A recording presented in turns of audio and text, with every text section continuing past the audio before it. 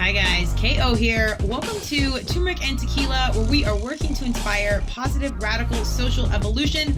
I'm so excited today. We have Shelley Goldstein coming to the mic. She is the founder of the Big Idea Company. She has gone from costume design on Broadway to digital mastery, from circus costumes to entrepreneurial journey. She has covered so many bases, and we really talk about letting go of perfection and how that has shown up in her early days to everything she's done to right now. We all strive to be perfect in some capacity, and even though we know it's not real, we still chase it. So this is an awesome conversation for everyone out there trying to be perfect. Just let it go. Thank you so much for the conversation, Shelley. I can't wait to keep in touch and see what's next for you. Cheers. Don't forget to like and subscribe wherever you are listening to podcasts, and check us out on YouTube if you want to see that video. Welcome to Turmeric and Tequila with your host, Kristen Olson. Questioning a better way, one gracefully disruptive conversation at a time.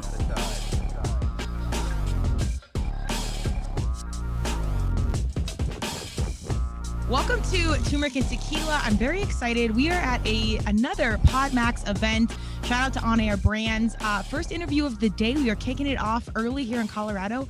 I have Shelley Goldstein. She is the founder of the Big Idea Company, and I'm going to let her unpack her journey of how she got here. But we have a multitude of incredible things, including costume design on Broadway, marketing, and digital experience. Without further ado, Shelley, welcome to Turmeric and Tequila. Well, thank you, Kristen. Really glad to be here today. I'm super excited. We always get a very diverse group of people at PodMax, which is always exciting. Every time I go to read the background, I'm surprised by something. Designing costumes for the Ringling Brothers is very interesting. I'm sure you could unpack a ton there. But tell us a little bit about you, something that I couldn't have read on LinkedIn or the bio sheet.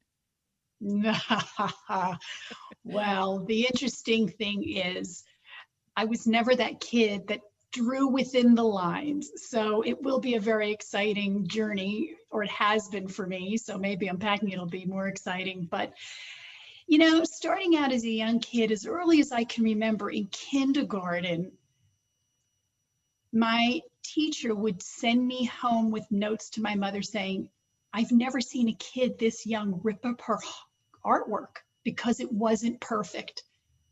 Okay. Now, you can't learn that necessarily. I think I probably flew out of the womb like that, but I have spent my life learning how to let go of that perfection. But the idea of starting with that point of identity for me has really led me to where I am today. That is very eloquently said. And I always talk about leaning into our young selves, because I think that is our truth and our authentic being before the world comes in and, you know, makes us jaded or brands us or, you know, shifts our thinking. And that is fascinating to me as a phenomenal creative that you are, that perfection is such an angle, because in creativity, there is no perfect. Tell me about how coming out of high school, which is tough for all of us. I don't care if you're the star athlete or prom queen or whatever, which I was neither of those, but I think everybody kind of has their woes. Tell me about something, your first journey of really understanding that perfection is really not attainable. Did that happen in high school, college years, or was that much later? You know, that's about the time that it started to creep into my brain. Out of high school, my first job was at a costume company in New York City, one of the biggest ones, Eve's Costume Company. And I had this idea of perfection. I mean, with sports, with art, with science, anything I went into, I was highly competitive with myself, to the point where, you know, I spent so much energy trying to make something attainable that wasn't attainable. And in those early days of being a costume designer, I learned very early from a mentor of mine that when the curtain goes up on the stage and the audience, the first seat is about 50 feet away, you can't be standing there, Shelley, holding the pins on the dress. You have to be out of there. It's done. Your job is done. And they're not going to see the fact that the button isn't on the dress or doesn't match the color of the dress. And that has stuck with me all along. It did take me, and it's still taking me, a lifetime to unpack that and unravel that idea. But I think about that idea. That's my little trigger to say the button, did it match? It doesn't have to match. Yeah. I love that. I really hail from the opposite side of the spectrum. For some reason, I always had this naive concept in my mind, like, it's all good. We'll just figure it out. And as I've gotten to know my parents as adult humans, I see that the apple does not fall far from the tree. And just the fact I'm one of four, and they used to, I don't really know how we're alive. My parents are amazing, but they were wild animals, and we all are. That's in our nature. Right. But this idea, I do strive for greatness. I will say that, but I've always had this naive ability of being like, we just got to go. Like, I walked onto a top 20 D1 lacrosse team, turned down scholarships. And I was, from the Midwest. East Coast lacrosse was back in the day, was way beyond where I didn't even know what I was getting into, but I had faith to just jump in. So that has served me throughout my life. And let me tell you, I've also run through the wall and learned many, many hard lessons because of it. But I also work with a lot of humans that are like you, that do strive for that perfection, and it's never really good enough. And so I've had to learn how to communicate and work with that mindset. And I think it's really, and I've learned a lot from it. So I think that the balance of humans like me and humans like you it's that perfect middle ground. What are some of the initial steps you took to look at that perfection and, I don't want to say dial it back, but use it to your advantage? Well, you said mindset, and that's really the key there.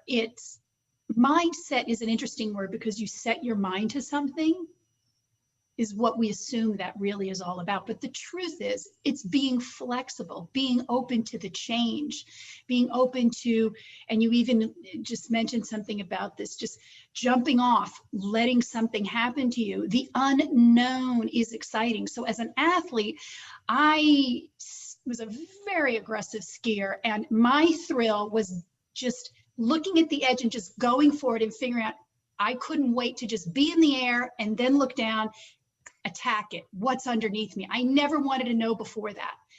So I started adapting that to my life. And maybe that's the mindset to be open and flexible. But I really just started to transition in that. And so as a young costume designer, it was all about things happening. Maybe the lighting doesn't work. Maybe the actor is sick that day and the lead, and you have to refit somebody into a costume. And then leading me into other areas of the industry. I became a fashion designer, graphic designer. I built a marketing agency. And now, currently, I've taken the communications package, the idea of building identity and being a brand strategist from a costume perspective. Clothing was my tool, identifying a character. Through marketing, it was identifying the brand. Who are you? What do you represent? What's your heart? And you're not creating it, it's within that being, within that company. Why did you start? To more recently, which is amazing, and being open to just what if, I became a speaking coach. So not only do I help you craft your message, but now I can coach you on how to say it. And I never saw this coming. So all these different steps of my career were just, if I, by letting go by having the mindset of just being open to it and saying, jump off that cliff, Shelley, and just figure it out when you get there. That has served me better than the holding on to the perfection and trying to control an idea or control how my life is going to be. There's a lot of synergies there in my mind that are running as you speak that. First of all, I love life skills through sports. I think it's so real. And that's why I'm so passionate about young people getting into sports at a young age and learning all those life skills, particularly our young women. I think it's such a phenomenal angle to have school and education without school. And you can be in your natural environment, you can be away from your parents. I think it's such an incredible space. And then in 2021, well, and also I want to say I'm in Denver, Colorado. So if you're ever coming through to ski, please holler at me and we'll go hit the slopes. I might snowboard. We can do either, but open invitation here. But also for 2021, what a phenomenal time to really address what's going on and really understand how much we do not control personally, professionally, in the government. There's so much changing around us that we don't have control over so many things, and to lean back into what we do control and understand the power of letting go of that control and just taking faith, like getting back to our young selves and not questioning it. And I really got to give you a shout out because I also work in branding and marketing and creative space. people always think, oh, you take something and you make it better, you tell a story. And my 2021 version of what I've always believed in is, no, you reveal what's always been there. It's not about creating and being all this creative, which we're good at, but truthfully, the best thing is already there. Whether you believe, I always say God, universe, or Madonna, whatever you believe. I'm a huge Madonna fan. It's all in there. Like, and whatever, however it was initially created, all we have to do is reveal that. So I love that you said that. How and the journey is how one thing leads to another. I ironically was having a conversation yesterday with someone that's like, she's in the beauty space, and she's like, people looked at taking this step into this step in the direction was kind of a step down, but she's like, it's been so great. And I always think like every step is a step in the right direction. And again, letting go of that control and just take a step and know that the stone will be there, and you take one more step. Love it.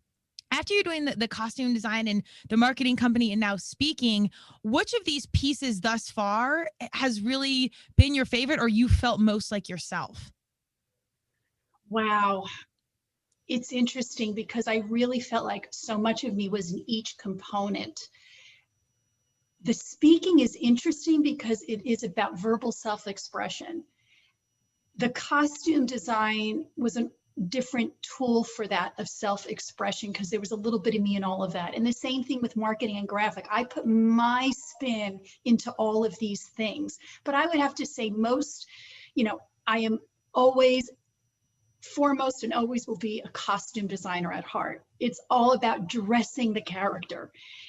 But the speaking truly, truly, truly is the most giving way for me to verbally self-express myself.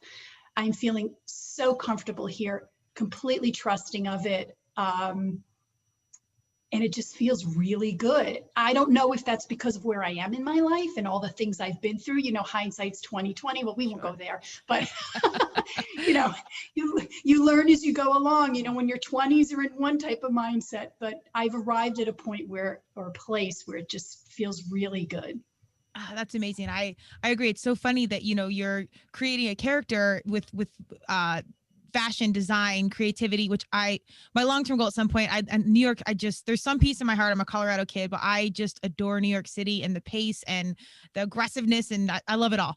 And the diversity and food at all hours and everything. But you're dressing a character. And now as you do branding and marketing and speaking, there's a through line there. Like, you're still dressing the character. You're revealing what's within the character. We'll say our heart space. You're now taking from the inside and pulling it out. And the spoken word now more than ever, I think, is so deeply powerful. I love visual, the costume, YouTube, whatever.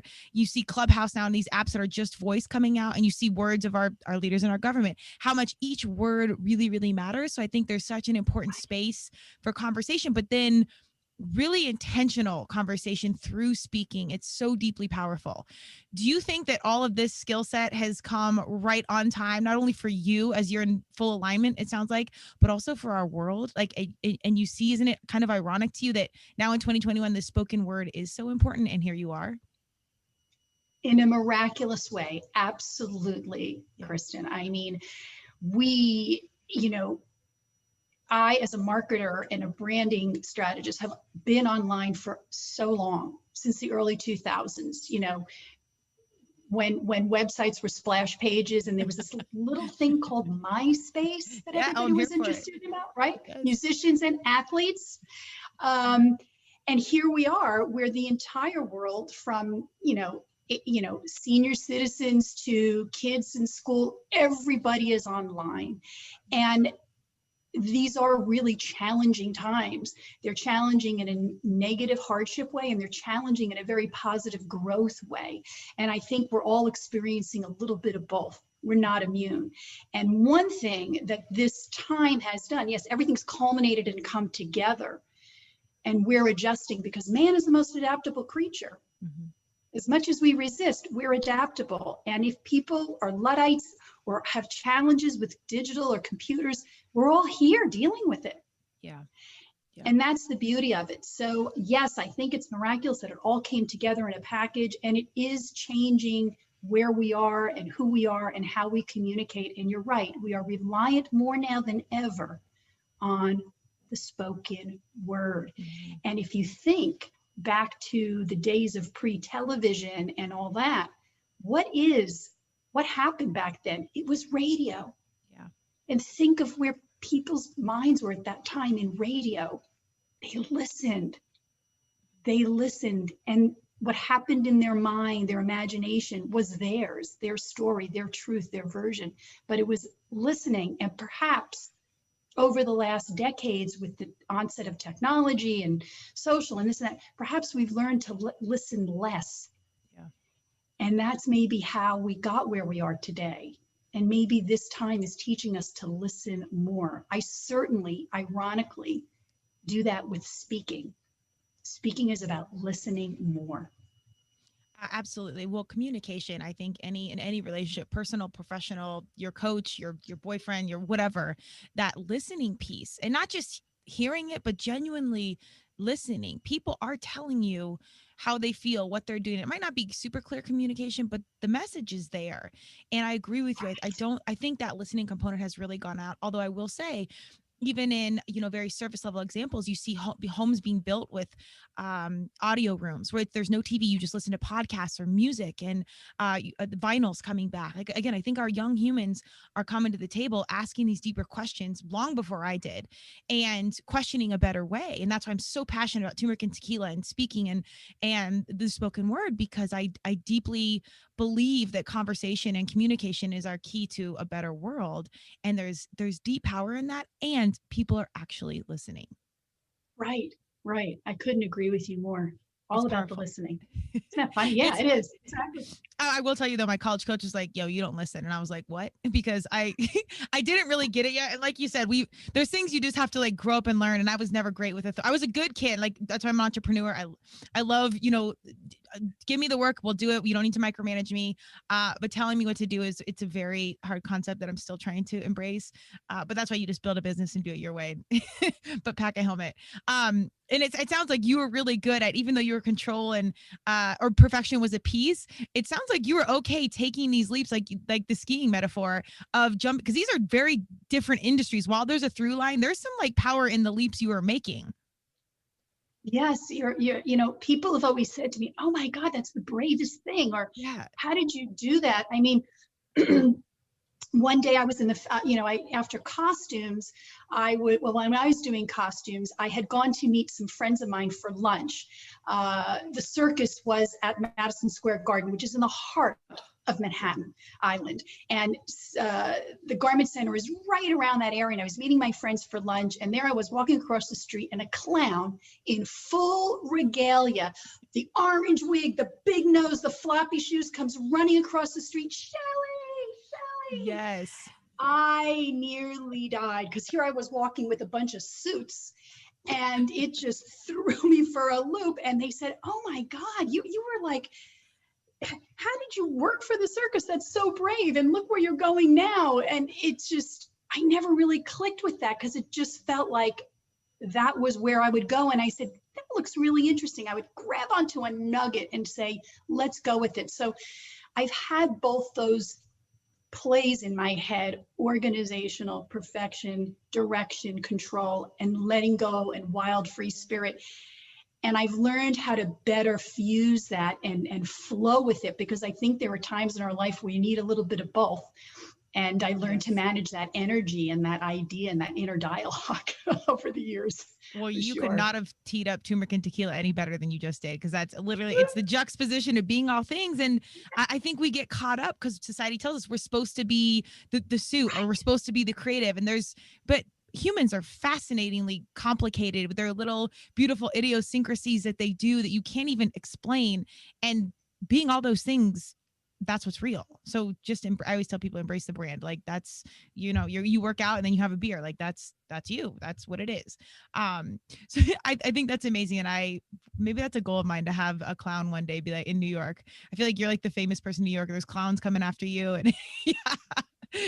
First name basis, Kristen. I mean, it doesn't happen every day. Too bad that wasn't like the day of like YouTube and TikTok, because that'd be a perfect TikTok video. You bet. You bet.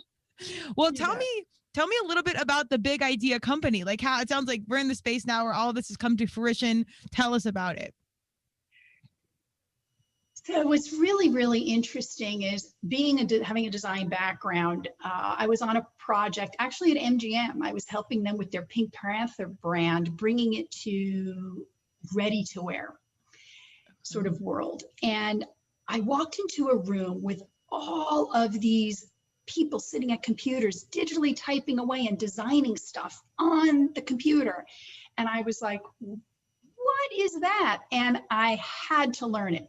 So I went onto Adobe's website. I found a local teacher. I hired him. I said, you've got 4 weeks. Show me everything about Photoshop, Illustrator, InDesign. I want to learn it all. And I worked through that. All of a sudden, digital became my tool. And that was really a blessing right there, because learning digital, things went into graphic design, things we talked about, the internet and doing websites and social media, the onset of that and ads and things like that. And again, I just went with that flow of learning the digital space. So I started building logos as a natural progression for a designer. And a lot of my clients, I'd say, okay, so tell me about your company. Why did you start it? What's your why? How did you get here? Why do this widget? Why sell this service? And so many clients couldn't answer that question. Yeah. They didn't know. And I guess instinctively went down this path to say, okay, well, let's unearth this. Let's unpack it. And again, that's where my costume design skills came in, because we have to unearth the character. What's the essence? I'm not making it up. It's who you are. It's what you are. And again, to your point, it's not what you should be or where you should be going. That's such a stressful word. It's who you are and what you want to be. And working with these brands, it was a really cool experience, which led me to take my graphic design business into a branding marketing business. And then, okay, we know the brand, we have the logo, let's create some ads for you. Let's build a website for you. Let's build an email campaign. And one thing just kept leading to the other. My organizational skills and that perfection skills helped me tidy things up in a nice box. And I created, the big idea brand matrix, where in one shot, I can identify your brand in a few and present you with this grid matrix. So it's easy to follow, and you can hand that off to your team and say, this is our core message. This is where we can go. Build from there. Build your 120 campaign ideas that you may be doing or want to do from this one matrix. And that kind of has been the trajectory of Big Idea. It's the journey of unearthing what we already are. And adding the speaking component to that, again, I can then coach people on how to speak it effectively. Because if you have a great brand and you have a great message, sometimes communicating it is the key, and it could get lost in that whole blur if you're not really effective at communicating.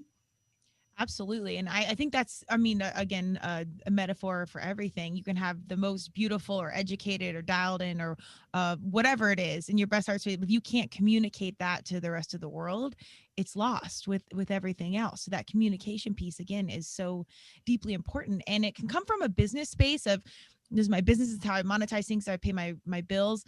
But really, and for some of my larger corporate clients, this is harder to grasp. And so I love working with grassroots, because they do everything and they just kind of get it. But this is how you're useful to the world. This is what makes you happy. And a lot of the conversation is, we're here to make money. We're here to do this. But our new age, our younger, our startups, they really get it. They're like, yes, this is where I'm most purposeful in this world. And this is how I make impact. And third, this is how I make money. And I think we have to unlearn that we're supposed to do this mode of everything we're supposed to do. And that, I think, ultimately leads to unhappiness, to what do you want to do, get in your aligned space, and then comes the money. Do you have to, is that challenging for some of your clients, for them to understand your point of view, or do you specifically communicate it in a way to kind of lead them down the right route and teach them in a path to let go? Does that make sense? It totally makes sense. A lot of people, it's fear. Yeah. Let's take public speaking. Public speaking, more people have a fear of public speaking and a lack of confidence than anything else. And I coach you through playing games that teach you how to speak. speak without thinking. Now that sounds completely contradictory, but the truth is, in an organic self, I'm not teaching you how to speak. You know how to speak. You talk to your family, you talk online in this interview, you talk business. We don't teach each other how to speak, and we don't have a plan every time we're going to speak, like a script. Like you don't get up in the morning and say, what's my script for talking to my kids, or what's the script for going into the office when we did those kinds of things. The truth is, it's how can you speak freely and openly and enjoy it. And it's hard sometimes to work with clients in the marketing capacity where they either want instant results. I want 1 million followers, this whole thing about Instagram and the perfect look and this and that and the other thing. The truth is, and this is very hard to get people to really accept, is that better to have 10 amazing listeners that are in your tribe, that align with you, that are going to work for you, support you, and help you grow because they're going to share your energy and excitement and buy into what you're doing, than have 100 people or 1,000 people or 2,000 people that don't know a lick about you and are just there for a click event, result. It's all about that deeper connection. So that, and working with them to understand it's fun, you can enjoy this, you can love this, and that energy, that belief, that confidence will carry you to get to those 1,000, 2,000, 1 million followers over time. Yes. Amen. I agree with you on so many levels, and I can't tell you how many times I have had that conversation. I've had it again. We've had it again. And I think that's where, you and I get very intentional on who we work with, because some people, it's just going to be a certain thing and you're never going to convert the mindset, and that's okay. But there are people that are open to it. And our young humans, they're exposed to this world. They've grown up with Instagram and, business, we have algorithms, we have measurables, we have KPIs and blah, blah, blah. But I'm completely with you. There's not everything is measurable. I just did a podcast on life is a game of reps, and it's all the thing in between that you can't count. Like you don't get a stat for leadership or heart or hustle or any of these things, but those are the things that carry you through. And if you truly can't understand that, if you have a bunch of naked pictures and somebody has all these followers, that's great. But if he's selling a protein pouch or product or whatever, most people aren't going to buy it because it's a bunch of basement creepers just looking at naked photos. It's not about conversion. And for companies, it's still hard for me to explain that. It's get your small tribe. And podcasting, I've been watching a ton of the business side. Small engagement. However, the conversion rate is like 30%, meaning of your listeners, 30% of them will listen to what you're saying and take action on what you're suggesting. And that's remarkable. So I do think there's shift. And I don't know if you've seen this. I am having that conversation less and less. I do think even bigger companies, like I'm talking like old school, like Coca-Cola and Gatorade and these guys that have done something a certain way forever, and they've worked with their certain market agencies and there's certain people forever, and they've done things a certain way. I think even those companies are starting to shift. Have you seen that conversation change over time? Do you feel like you're having it less and less and people are starting to understand that? Well, it's interesting because I agree with you. I've seen it a lot with bigger companies realizing we have to do something. Yes. One is because it isn't the same old. And young people, as you said, are on the scene. They have different demands, different needs, different wants. And if they're part of the future, which they are, mm-hmm. How do we change our message, or how do we adapt, or how do we engage them and bring them into the conversation without offending them or, distancing ourselves from them from an old message, or coming off sounding tone deaf, or all of a sudden we've had this old message and now all of a sudden we're like, hey, we're hip, we're cool, let's get to it. How can it be authentic and honest? So it takes a lot of soul searching on a brand's point of view to really go back to their core messaging, who they are, and how can they reinterpret that or engage with new young audiences, because we're all here for the long run, and there's a generation that's going to be passing it off to the younger generation. And if you want longevity, if you want the company to survive, you have got to reach out and bring those people in for sure. I wouldn't say it's an easy discussion or an easy thing to change that mindset and flip around. But I do believe, especially in COVID, with the world we're in today, we were forced to have different behaviors. We were forced to change the way we do things. And I think even the biggest companies and even the individual clients are a little more receptive to say, I know I have to do it different. And they're a little more open, which has, yes, been a pathway for me to just go in, especially with public speaking. I'm online, I'm on air, I'm in a webinar, I'm doing a podcast, I'm doing presentations all day long on the internet. How can I be more impacting with my words and my presentation and my ideas? Yeah, that's great to hear. And I have experienced something similar. And I think the beautiful piece is that authenticity is king. And as you look at your journey and you reflect, costume design leads to creativity, leads to speaking, and ski jumping comes in. Like, you look at this beautiful path that has led you exactly to where you are, and it's authentic. So when you sit down and you speak and you can see, and people can feel that. And again, our young humans, we've grown up, or I should say they, not we, they've grown up with Instagram and, all this transparency in this world. And it's too much information in my perspective, but it is what it is. That's the reality. So they know how to filter it out. So if older traditional companies don't come through, even if it's not their heart space, they know the bottom line's being impacted. The young consumer will not consume because it's not authentic. So I think it's a beautiful opportunity for companies like ours to come through and say, we're here, we've got your hand, we'll help you. And if it's not a fit, next case. But there's opportunity for people that are doing it the quote unquote right way, or I will say the authentic way, to come to the light and help usher in a better way, a better voice. And by better, I mean more authentic, more real, and into a happier space. Does that make sense? Absolutely. I mean, when we are our true selves, when we speak our truth, which some of us hide behind. I mean, I certainly did. I mean, I always wanted to be an entertainer, and I just didn't have the impetus to go out there. I was fearful. And my first time on stage, I froze.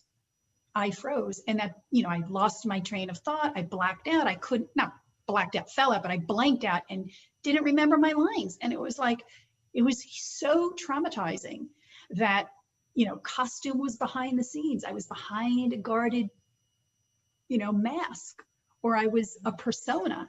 But the truth is, when we reveal our truth, when we work through our truth, not only are we honest with ourselves and feel good about it and confident, but even more so because that's how we connect with people. Because somebody in your audience is going to say, that was me. Oh my God, I did that. I had that experience. Now, maybe not everybody had a clown rushing them, but they certainly had that fear, that sense of fear, or not knowing what to do, or, not knowing where my next career choice was going to come from, or had that transition, or had that incident, or that pain, or that happiness and joy. That's how we connect and share with people. And it is through the truthful, authentic self of just being honest. I think that's huge. And to me, that's vulnerability. And that's hard I think that's why Brene Brown's vulnerability speech was viewed like 10 billion times or whatever. And when she initially did it, she's like, I don't think anyone's going to watch this. And that's what catapulted her to the fame and space that she is now. And again, thank God we have somebody like her speaking and sharing this, because it resonates with all of us. And this was not a conversation I had until much later. This was something I would have hoped we would have in middle school curriculum, or maybe even younger. Was there one piece that really helped you, or a skill set, if somebody's listening and they're like, well, how do I address my truth, or how do I get more vulnerable? Is there one like skill set or conversation that helped usher you into that space of questioning your own truth and vulnerability? Absolutely. And it was when I started, I would say about, ironically, a couple of years ago, I was doing, as a marketer, I'm doing online presentations. And I was sitting there going, oh my God, I'm like a talking head. Are people listening to me? I couldn't tell. Are they on their phone texting? I just didn't know if I was connecting. There was that unknown. And I said, there's got to be a better way to make a presentation online. And this is like, I'm talking 2017, 2018. So I went into Toastmasters and started to learn public speaking to develop that skill, ironically, on how to speak better online. Well, fast forward to 2020 and we're all online. And I came across this organization called Ultra Speaking, and they had this game about how to speak. And it was a card game. And because of COVID, they couldn't go out there. So they introduced it online in a digital format, and I jumped in on these classes. And that is when, I'm not kidding you, it was literally last year when all of a sudden this whole idea of vulnerability was okay. Be okay with that through communication. And I loved it. And it was fun. And I enjoyed speaking and I enjoyed engaging. I've always enjoyed being the person behind the scenes, producing the shows, being the marketer, giving you the message, telling the client what to do, leading people along, dressing the character. But this was my opportunity to stand out really as a centerpiece in a conversation or the person actually making the presentation. And it was literally at that point that all the pieces sort of fell in line. And I really have to say, it was playing those games, becoming a speaking coach for ultra speaking, that really made the transition for me to be okay with where I am and enjoy it at the same time. I think that's so huge. I think when you can go back to having fun and that playing the games, doing these simple activities, again, childlike behavior, that the truth does come out and you feel like your young self, where exactly the way you came out, you're good. Everything you needed to know, you learned in kindergarten, and the person you were in kindergarten is all you need to be. Like it's kind of this crazy, I don't want to say digress, but you have to just go back and reflect and embrace it, embrace what it is. And in this transparent world that we're in, when you are having fun and you truly enjoy it, people see it, they hear it, they feel it, it's authentic, and they're drawn in. And I don't like using this term, but they're sold. They buy into whatever you are selling. And when it comes from heart space and it comes from truth, that's again how we ultimately connect. So the sale and everything else becomes second. And I love that you said this just happened. And I think for anyone that's listening, it doesn't matter how young you are, how old you are, or where you are in your journey, or however you think young and old, whatever that means to you, all of these things really do take time. So I think it's important for people to provide themselves with some space and grace to just know, like, maybe I'm not all the way there yet. There's all this pressure on our young humans to have it figured out at high school and then college. And I look now at 18-year-olds, I'm like, oh my God. Like, wow, you just enjoy this right now. There's so much to come. I can't even explain to young people, like, just breathe, like, just enjoy where it's at. It is, I don't know what the average person that you're speaking to or a client, but would you have a specific message to our young humans that are yet to even embark on any of this process we're talking about? Absolutely. That was me. That is me. I am that perfectionist. Yes. I had it all figured out. I had tremendous pressure on myself to perform and to be that person. And that's okay. It's not a bad quality. It really isn't. But we have to incorporate the breath. And you said that. I would say bring in the breath. Take that deep breath, even with public speaking, to just let everything digest. And we don't have to worry about our task list that's 50 line items long. It's about managing our energy. And the breath helps us do that. And that is really where I've come to take all of this pressure, all of this intensity. It's still who I am. I'm never going to give that up. But yes, you take years to build up your neuroses, your behaviors, whatever you have. You're not going to unpack it in 2 minutes, but the breath will help you get there.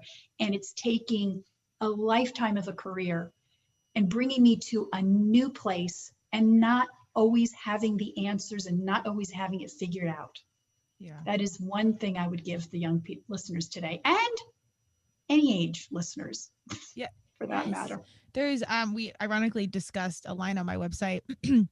I say Botox the wrinkles and embrace the scars, or highlight the scars, because I'm here for Botox. I'll put it into universe. I hope that they sponsor my show one day, or we have some sort of strategic partnership. And we talk all about, I did a whole cast on the inner beauty versus the outer beauty. The outer is just surface level, so don't dig too deep into that. But the point is, you manage what you can and can control: your mindset, your nutrition, your exercise, what have you, and then embrace everything that's knocked you down along the way. And every scar that you carry, go with it. Like, understand, as both of us have reflected on our journey, it's like, damn, I didn't plan any of this, and look how perfectly it aligned us to be exactly where we are right now. And I think there's, when you can reflect on it and have gratitude for it, for me, that's helped me let go of this idea of perfection or pressure of where do I need to be. You know, I'm 40, I need to have this done, and da-da-da. It's like, well, shit, when I look back and I looked at all the stuff that I didn't plan, and that helps me get exactly where I'm at, that, well, that's kind of nice. Maybe I can take a breath and just breathe. Is there anything that you do that constantly, where you check in and you're like, I'm getting stressed out, like this is more than I want to be, that you take a step back? And is there some practice that helps you kind of reflect and let go of that control? Absolutely. So as an athlete, you and many listeners could understand what being in the zone is like. You're having like an outer body of experience, and the mind, the body, everything just works seamlessly in whatever you're doing. You're not thinking, right? Letting go is so important. And so I've been a yogi for decades, but it was the transition maybe 10 years into my practice that all of a sudden I was like, it's not just on my mat. It's that breath, it's that intense meditation, that being present, being in that zone, not just for a sport, but for my work, for my friends, for my family. And I really figured out that taking yoga off the mat, being that aware person, taking, it in stride, has really served me. And I was able to bring it more and more into other areas of my life. And that really was a huge transition. And the idea being that not only is the breath very powerful, but we're always a student, and especially to the young listeners who are really, trying to figure it all out. We are a student to the very end of our lives, if we choose that ideology. So just always want to learn, always ask the questions, always know we don't always have the answers. It's okay to say, I don't know, enrich me, tell me, share with me. So those things come in, and that's from a yoga practice, a breathing practice, and just putting it all together and being open up, and it just, you will be surprised at how you will grow and what you will discover. I know I have. I completely agree. I think continuous learning is the best Botox. That's how you stay young. And there was like a study, the blue zones. I don't know if you've read the book. It's also like a cookbook. They've studied all the zones of the world where people live the longest. And there was like 5 or 6 commonalities. And it was like community, diet, nutrition, spirituality, and all these things. And most of those, the humans that live the longest, were still working or still part of the community, or were leaders or shaman, because they were continuously learning and educating and evolving. And I think you said that so beautifully. Like, as long as you keep your heart and your mind open and you continuously learn, that will keep you alive, and not just living, like thriving, and being part of things. That's an incredible through line. I'm glad you said that. We have about 5 minutes. I always wish we had more time on these, but I want to make sure, is there anything else you want to highlight or talk about? You have a wealth of knowledge and experience, and I'm disappointed we don't have more time, because I want to unpack so much more, but I want to make sure you've shared all the messages you want to share. So feel free to jump in and let me know what we need to know here. Oh, that's great, Kristen. I would say just be curious. Stay curious. You can have a good mindset. You could have things figured out, put it all together, and just continue to be curious. It's what got me to not only have this journey that I had, from design to branding to identity to speaking, but all those different paths of my career, that journey, not only was I curious, but by being curious, saying the word puts a smile on my face. I enjoyed it all along. And when I didn't enjoy it, when I stopped enjoying it, I found a way to be more curious. And speaking, public speaking, communicating our message, being content with that, or I shouldn't say content, that's not a word, but being happy about that, and having the message, understanding who you are and what your message is something that you must have, you absolutely must have, to go out in the world and be honest and truthful and show up as yourself. And that probably is my most exciting, is not only helping people unearth those messages and how to say it, but also collaborating with the youth and people of all cultures and ages from all over the world to say, this is where we're all alike. And this is how we can all grow together and share ideas. Oh man, as the president listening to our future president-elect, our leaders, our communicators, our religion, that's what we need right there, is that commented and let go of our differences. I know this sounds like a cliche Hallmark card, but letting go of our differences and really embracing our commonalities, because there is so much that we do have in common with, vulnerability and curiosity. And these are all just, it sounds like a kindergarten class, not in the simplistic. These are questions we had as a kiddo and something we've really got to lean back into. Tell me anything. Do you have anything coming up? Where do we find you? Like, how do we get in touch with Shelley? Oh, that's wonderful. Well, I'm on LinkedIn, Shelley Goldstein, and I also can be found at ultraspeaking.com as a coach. And I could also be found at bigideacompany.tv. It's a blog that I'm excited to say I've had for a long time, but I haven't done it well. Okay. I haven't done it a lot, I should say. And I'm okay with that. And I'm going to build it, and I'm putting all my thoughts and all my ideas and all my weird little stories on there. And I'm excited if you would join, anybody wants to join and find me there and watch me evolve as I go through that. You'll grow with me. Those are the best places to find me. I love it. Check Shelley out. And I love that you left the imperfect pieces. I did that with this podcast because I'm not a technical person. I'm learning the audio and all the things. So the beginning, the start of some of these, like the early shows, ooh, it's a little rough, but I left all of it in there, and I don't edit a ton. And some people hate that too as well, but we're letting it be so people can see the true journey from A to B to C all the way to Z, and hopefully Z continues. So I love that you did that, but I love your message. I genuinely appreciate your energy, and I'm so inspired that I'm reaffirmed that there are humans like you in this world seeking a better way personally so they can be more useful and impactful on a universal level, because man, does this world need it. And you are right on time. Well, thank you, Kristen. I've had such a great time today. Really enjoyed it. And I'm looking forward to having a shot of tequila with a pinch of turmeric at the end of the day to celebrate all of this. Yes, there is a phenomenal turmeric and tequila margarita, and I've posted a few on our Instagram. But there is like a good balance there. It's an actual drink, and it's pretty darn tasty. So you can have balance in a glass, as I say. I'm all over it. I love it. All right, cheers. We'll catch you in the big room. Thank you so much, and I look forward to connecting in the future. Likewise, Kristen. Thank you, and thank your listeners today. Thanks, Shelley. Thank you for joining Turmeric and Tequila with your host, Kristen Olson. Tune in next time, and don't forget to subscribe on Apple, Google Podcasts, Spotify, or wherever you listen.